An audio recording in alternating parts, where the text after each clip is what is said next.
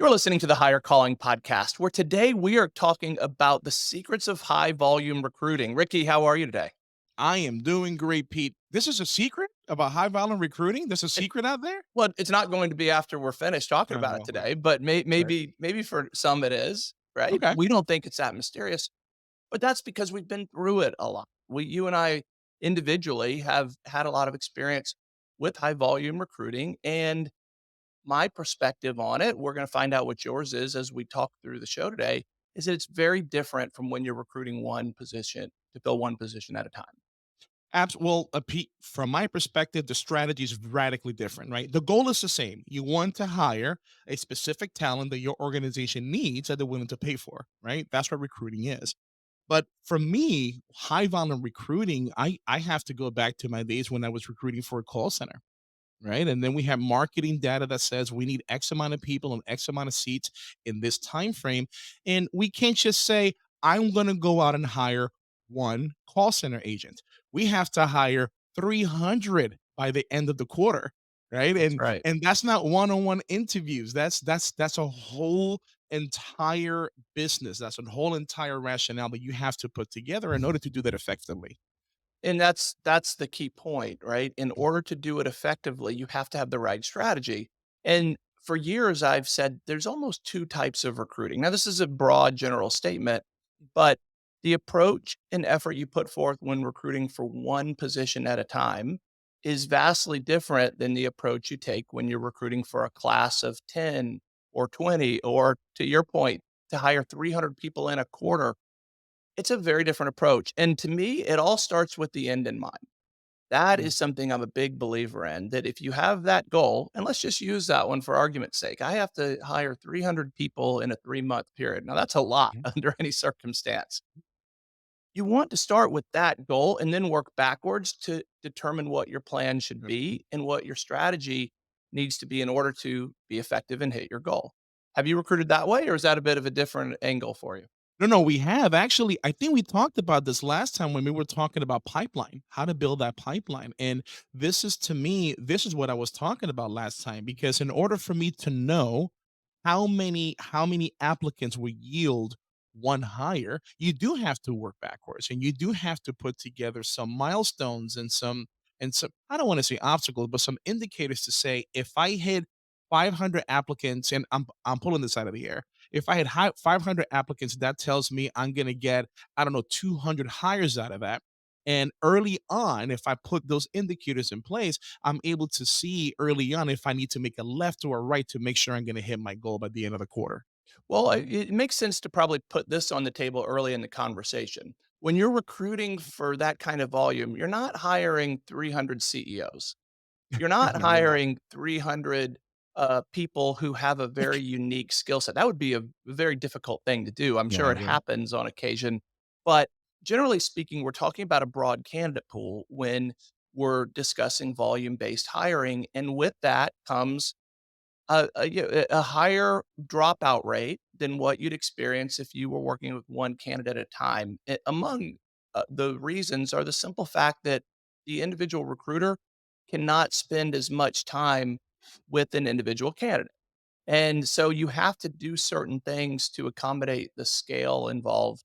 And that means, again, not investing the depth of effort into each individual candidate. Uh, See, and that's the one thing when you're comparing just just high volume recruiting to just regular recruiting. It's from my perspective, the part that I have to focus on more is the personalization of the process. The bigger the scale, the smaller the personal service you're able to give as a recruiter. And we've talked about this on the show where And we've that's a talked perfect way to about phrase it. yeah, it's we want to be able to create the most personal experience possible, whether they get the job or not. And it's harder to do at volume.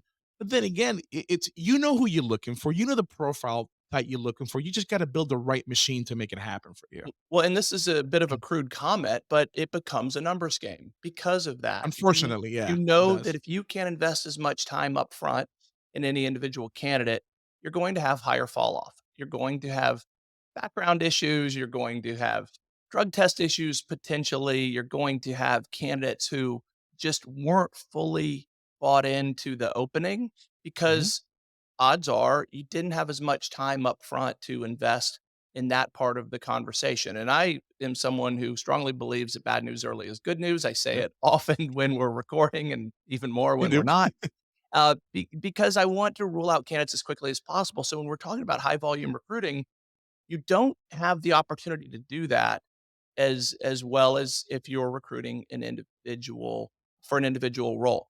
So you end up having a lot of fallout along the way, and that's Right. why there's a need for volume. So if you mentioned 500 to end up with 300 hires, I think that's about right. You know, Mhm. you can make I just cases pull it out of the against air, the huh? number, right? But you have to know how attractive your job is, how big the candidate pool is, Yep. right? What the market conditions are. You have to take all of those things into consideration, work backwards from the time frame you need those people to be in place, right? Hired in place. You know, if there is a drug and background, you need time to go through that, and then start figuring out how many candidates you need. I mean, to me, that's always the first step in a high volume recruiting process: is put your strategy in place by working from the end and going backwards. And from an HR point of view, if I was to take a step back, again, the bigger the scale, the better your training needs to be, right? If I hire one person, just one person, obviously you're not going to dedicate an entire training department for one person, right? You put a one-on-one with who they're going to work with, a senior person in the organization. That way, they have someone to go to through their onboarding process, which normally takes about 90 days, right? But if you have a class of 50 people that's starting on Monday, your training has to be top notch. It really does, folks. And here's why I say that: there's a lot of money invested in putting together a really good marketing campaign, a really good recruiting strategy. And it would be a shame to lose maybe 15% of those folks that you work so hard to bring on just because training's not on, right? So Absolutely. I know this is not a training conversation, but I don't want people to forget that aspect, right? Because there's a lot of other moving parts. Look, if you go fishing and you catch a little tiny fish, you don't need that many resources after the fact to process it. If you catch a whale, you're gonna need a big boat. You're gonna Or need a how big about crew. or how about if you pull in 300 fish at once, right? You Oh, you well, need you need same a thing. plan to deal with that, and that's what we're Yeah, talking about, and that's one of the biggest challenges when you're comparing individual recruiting to volume-based recruiting, and that's right. if you I for those who've been through it, you learn these lessons quickly. The reason why I call them secrets at the beginning, because this podcast is really for people who haven't yet done it, but will Mhm. need to at some point.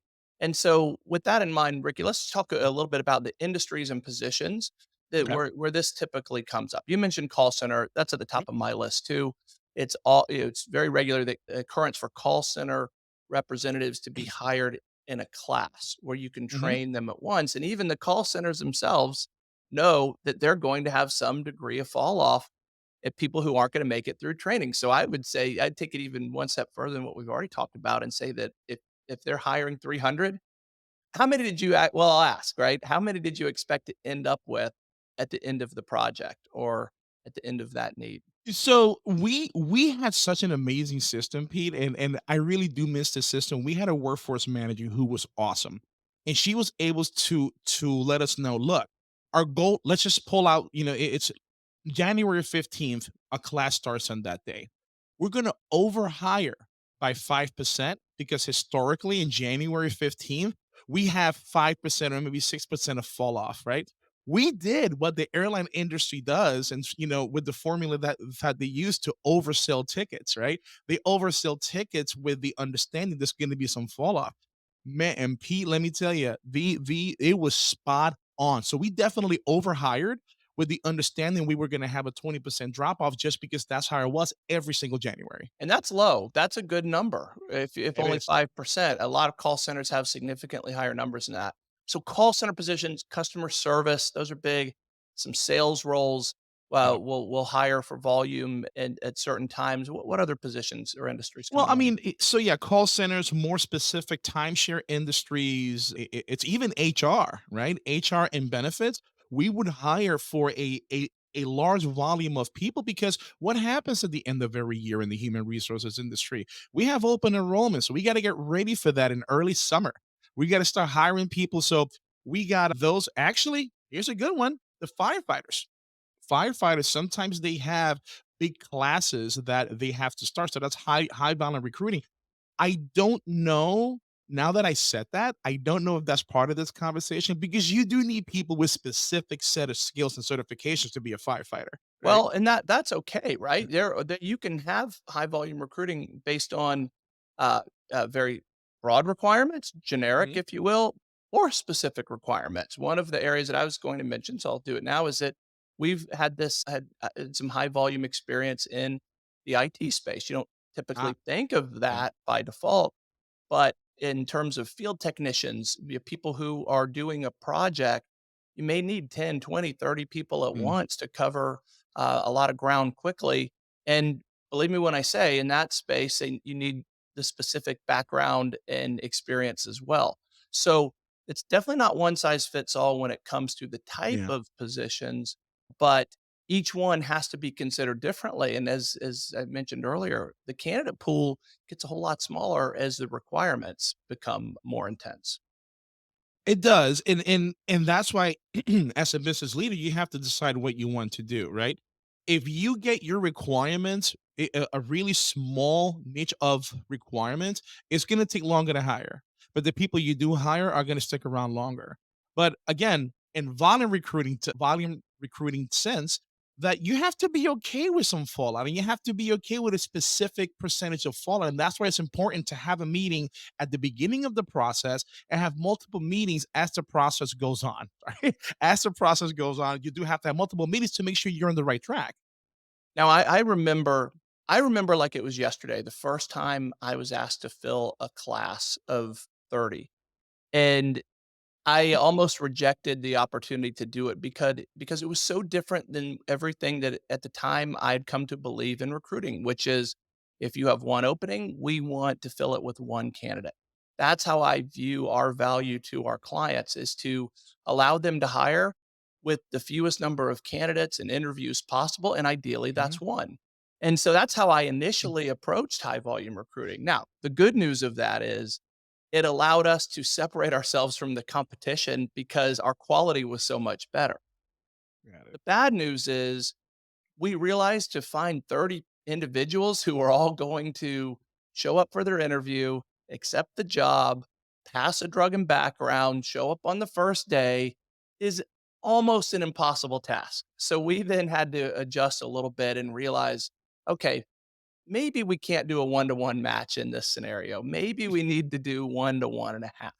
And that's served us really well. So you do have to take a different approach Yeah. even when it goes against your nature. I mean, it does, and again, back when it's so all excuse me, all of the experiences that I'm talking about was with Sears Home Improvement, where we had to fill that call center year after year after year. And what made things worse, Pete, we were in the middle of a 5-mile radius with 5 other call centers that recruited for the same thing. Right? So we were competing. So it was really difficult. It really was difficult. So what are some of the things that you have to watch out for? Well, it's as a leader, as a business leader, as a recruiter, you have to be okay with fall off, right? The bigger the number, the bigger the amount of fall off, and you have to be okay with that. What you have to do is manage it. How to manage that fall off, right? You have to have a really good workforce management person in place that's able to tell you that you give them the historical data for unemployment rates. You give it to that person, they're able to give you based on historical data what percentage that is. And if you go over that percentage, what are you going to do about it? What's going to happen? Chances are, if you have a high volume recruiting environment, you've got multiple training classes starting consecutively, right? So if somebody falls up here because their grandma died for the ninth time this year, all right, pull them in the next class. And I say that because normally the number one reason people give us if they can't start, somebody died, right? And I'm sorry, it's just my grandma died. I'm like, didn't she that happen last year too? All right, come on, start Yeah, this I mean, class. that is something that's not uncommon to hear, right? And it's always a Had to grandmother bring when it it up. Sorry. happens. There's poor grandmothers out there I that know. but I think that there's a couple things you have to overcome. One is you have to be organized. It all starts Oh, with organization. And so we've talked about put the need to have a plan in place. Well, then you have to track it along the way and make sure that you're keeping up with the candidates, the schedule, the internal people involved in the interview process. You need to have a system for all of this. And then metrics, which is what you were just talking about. You have to make sure that you are paying attention and then Yeah. adjust accordingly. Do we expect one number and we're getting another? Why? Investigate that, discuss it. Don't sit on that information. So that's a big piece of it. And the next one that I'll say is getting internal buy-in.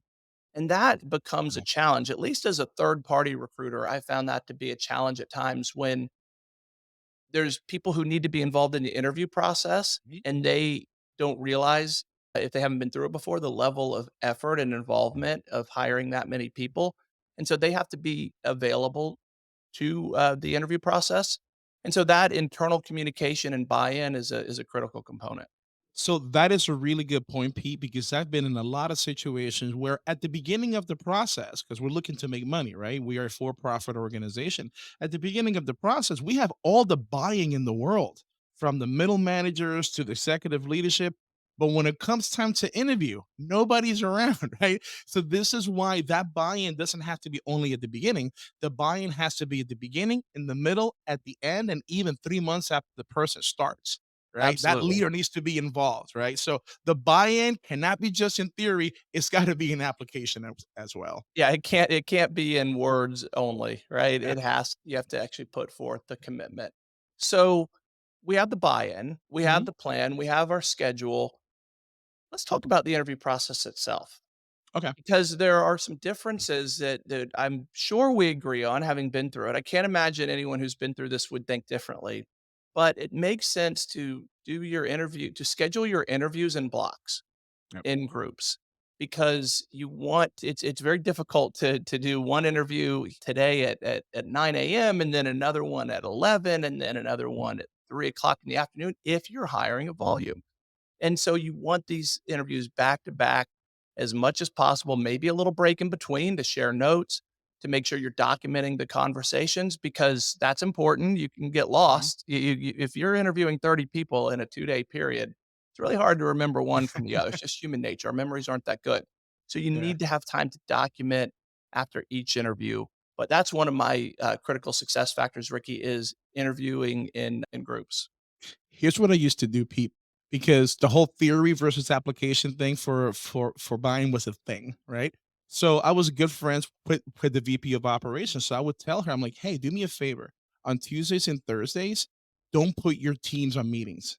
Do not, right? Because I'm gonna have them interview. More importantly, on Tuesdays and Thursdays, if your direct report sends you a meeting request, decline it. Decline it. Okay. And in the reply, I should say that it's ask yourself these three questions. Is this meeting more important than recruiting? Yes or no? That's it. And then the next one, is this more important than recruiting? Is this at the end of the day, recruiting is important. Want to know why? Because we knew that we lost $1,000 for every empty seat per hour. Folks, get yourself some numbers that can display that you can speak to in case you don't hit your goals. The lack in numbers, the drop in productivity, the drop in revenue, it's an insane motivator to get people in your corner. And that is how you get everybody together. Now, 10 years ago, I would have needed a team of 5 to make this happen. Today, there's AI you can use to help you, right? Because what we used to do back then, and I don't know about you, Pete, you tell me, we used to come up, if we ask them, we had to put out together knockout questions at first, right? And if we ask them, are you a people person? They're like, no, we don't want to. We ain't talking to you. We're not. I don't care if you have a degree from Harvard. If you tell me you're not a people person, this is not the job for you. So you have to put together a profile on the person or the employee you want as a success story in your organization and ask questions that has to do with that success. And if they say no to any of it, don't put them through the process. Don't waste your time. Don't waste their time. Just come up with a criteria and ask these questions. That way you can knock people out of the process early on, and now you have AI that can do that for you. So are you suggesting automating that initial exchange to ask the candidates to almost self-select whether they're a good fit for the role, or are you suggesting you do that with a person, or potentially both, or either? I would like at a high volume process, high volume, I would just have AI do it. I always have AI because I would need my human folks to, handle other things, right? That need human attention. As AI as possible, as automated as possible at the beginning. That way you have human eyes towards the end of the process when you're dealing with the real people who are going to stick around with you. Well, I'll tell you what I suggest in this scenario, and I Mhm. really like, and this is created by the one-click apply process, the easy apply, if you will, that now Yeah, we talked exists, about where yeah. candidates just blindly apply to jobs, and they treat it like a numbers game. The more jobs they apply to, the Yeah. greater their odds of getting an interview request. Now, as recruiters, every recruiter I know would say that just junks up the system, and it's not something we would support. However, I understand the candidate's motivation for doing it. There's an opportunity on most job boards to put some questions in. Only apply to this job if you have this specific experience. Only apply this job if you're a people person, to use your example. Mhm. Are you willing to sit on the phone, for 8 hours a day? These are questions that anyone who's considering a call center job, since that's the example we're using, should consider. And they won't want that job if they're not a people person, if Yeah. they don't want to be on the phone all day, but they're still applying for the job, making it difficult for everyone. We know that. So what I like to do is take that quick apply application and in return send qualifying questions that the individual then has to answer separately at a different point. Ah, Send it to their email. If they're genuinely interested in the job, only ask them, only take, 20, 30 seconds to do it. Make the questions very simple and easy to understand. I'm not at all about giving hard tasks to candidates and applicants, far from it. What I am a fan of is having people take just another couple of seconds to consider whether it's a job they're interested in and then move forward. So in a perfect world, I would have an automated reply to the one click applications. Ask the candidate, just confirm a couple of things for us, and then we move on to scheduling an interview. there you go. It's and as time progresses, there's going to be more apps and there's going to be more technology. And Pete, I'm not going to lie, I'm afraid of it. I love AI. I love where this is going. I love how it helps recruiting. But at what point? Because right now, I shared with you before that I had a conversation who I thought was a recruiter, and it was a damn bot. I'm like, wow, this thing has a personality. It laughed at my joke. It Well, LOL'd someone me. has to. I guess that, Ricky, that's how you knew it was a bot, probably, right? No, right. You know what? That's a good point. It laughed at my joke. I already know you're lying. I already know you're a robot. But you're right. I mean, AI is here to stay. We know that it's not going away. We talk about it all the time. So take advantage of it. Use the Yeah. tools and technologies that are available to create efficiencies, but don't do it at the risk of human interaction because that's the next phase of the interview process. Do the screening as best you can to rule out candidates who are clearly not a good fit. Yeah. And then let your people, your actual recruiters make the next determination of is this does this person have the right soft skills? Are we hiring someone who wants this job as much as we want them in it? And that to me is the important part of a high volume interview is to say, look, we may hire you for this job. You may be qualified for it, but if it's not a job you want and it's not a good fit, nobody wins. So let's try to get to that part of the discussion as quickly as possible in the interview process and let that candidate have another opportunity to select out, for lack of a better way to put it. So here's what I'm hearing, Pete. I'm hearing that again, the larger the recruiting initiative, the more strategic you have to be in it, which obviously that's an obvious one, right? But that's a theory. How do we apply it? How do we make sure that the business leaders out there are actually doing that? Because the first thing that I tell everybody, all my clients to do when they decide to do something like this again, and I said it earlier, is to attach a number to it. Attach a number to it. If you are needing a high volume recruiting initiative, either a lot of people left you, which that's not necessarily the case, or B, your organization has a huge initiative, sales initiative that they're getting ready for. If that's the case, you have to figure out how missing those marks is going to affect that initiative, especially getting everybody else's buy-in. Because yes, you're brought in as the HR person, your leadership is brought in as the HR person, who may not be 100% sold as middle management who's going to be doing the interviews, right? Because This is what they see. I got a busy day, and now I got to interview 15 people today.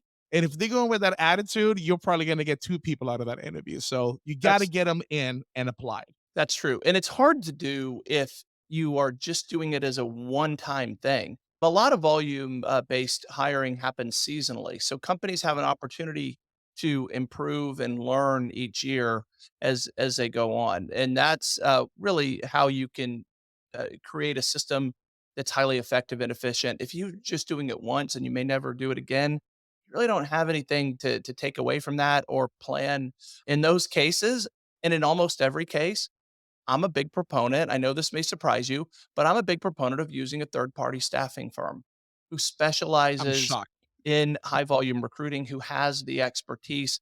Just think about the drain that it is on an internal organization's resources. They don't want to, as a company, you don't want to have to hire to accommodate that. It may only last a couple of weeks. If it's not going to be indefinite volume based hiring, you should absolutely leverage a third party staffing company for that. This is what we do. And I would argue we're the best, we're even as good as we are at hiring one person at a time. We're even more valuable for volume based hiring because we Mhm. have the resources already in place. We have the systems already in place. And believe me when I say we're motivated to provide the right quality in the fastest amount of time possible. And so that to me is what high volume recruiting is really about is how can I do it efficiently and at high quality where I can combine those 2 things. That's where, everyone wins. So it's look, it's if you're working for an organization and now this landed on your show and you want something, just bring in the expert, right? Now, bring that expert in. But Pete, you know what else I did, which was awesome? Yeah, so I shared with you that we were in a 5 mile radius with 5 other call centers, right? So what I decided to do, I made friends with the other recruiting managers, and we went to lunch once a month. And like it took us 3 months to do this, but we actually did it. The person that's 2 miles away, the recruiting manager that's 2 miles away, chances are they don't need the same people you do, and vice versa. But if you share your job description and you share what you're looking for, and the other person does that, and you come to an accord, you're like, look, if you're saying no to somebody, but they meet this criteria and they're not a serial killer or a drug dealer, send them our way. Send Well, them our way. And we did the same thing. Now, apparently that stopped after I left, but it worked, right? But that takes work. You're right where you're saying, look, if you just want to take a step back and you know what, let the expert handle, get a third party staffing agency. Let them come in, let them do. It's like you getting an electrician, right? You can watch all the do it yourself stuff on YouTube, right? But you don't want to die. Right? Not that's that this is gonna kill you, but the point I'm saying is sometimes it's way better to just let the people who do this on a daily basis do it for you, and then you'll have your team free to do other things at the same time. absolutely, it's a great way to put it. And so let's end with that because I think we've shared the necessary tips for someone who hasn't experienced this before. Let's recap them real quickly. Mhm. So here are my main takeaways for high volume recruiting, and I guess they're not secrets anymore. But to be effective at high volume recruiting, first start with this strategic plan. Start with the end in mind, work backwards from the number that you need to be in the seat on day one, and then decide how many candidates and applicants you need through the process. Make sure you have the internal buy in. That's huge. That's huge. Commitment of time, commitment of effort. Without it, the whole thing is going to collapse very quickly. Take advantage of technology. There's a lot of tools and resources, your applicant tracking system. The data matters here, so leverage it, use it for efficiency, and then use it to learn from after the fact and measure your success as you go. Find out what works, do more of that, find out what doesn't, and consider how to eliminate those steps in the process. And the last thing I'll say is use a third party, use an expert. If you don't have that in house expertise, most companies don't. When it comes to high volume, seasonal hiring or one off hiring, leverage an organization who just has blinders on and recruits all day, every day. That'll save you a lot of time and effort as well. Anything And else? I'll throw a bonus one in there, Yeah. folks. The bigger the event, the bigger the organization, the more strategic you have to be. And here's the most important part. Communicate, communicate, communicate. Communicate with everybody involved what to expect and trying to figure out what can possibly go wrong at each stage in the process and communicate that as well. People respond better to things that go wrong if they're expected rather than it not being expected. So if you're able to communicate what can possibly happen, you're going to have a really well oiled machine to the point that the people who get hired on, because remember, when they come, when they get hired on, you really should ask them how was the process to get their perspective, right? And you Advice. want them to tell you either I loved it or I hated it, and you use that information to just make the whole process better. I just I love it. elongated that. Sorry. No, but it's necessary and important. So I'm glad you Yes, added sir. it. Thank you as always. Thanks for listening today. Secrets of high volume recruiting. I think we covered the bases, right? I think it was beat to death. Yes, sir. And we beat the horse. All right, That's had to do awesome. it. Awesome. Ricky, thanks as always. Everyone have a great rest of your day. Have a good one. All right.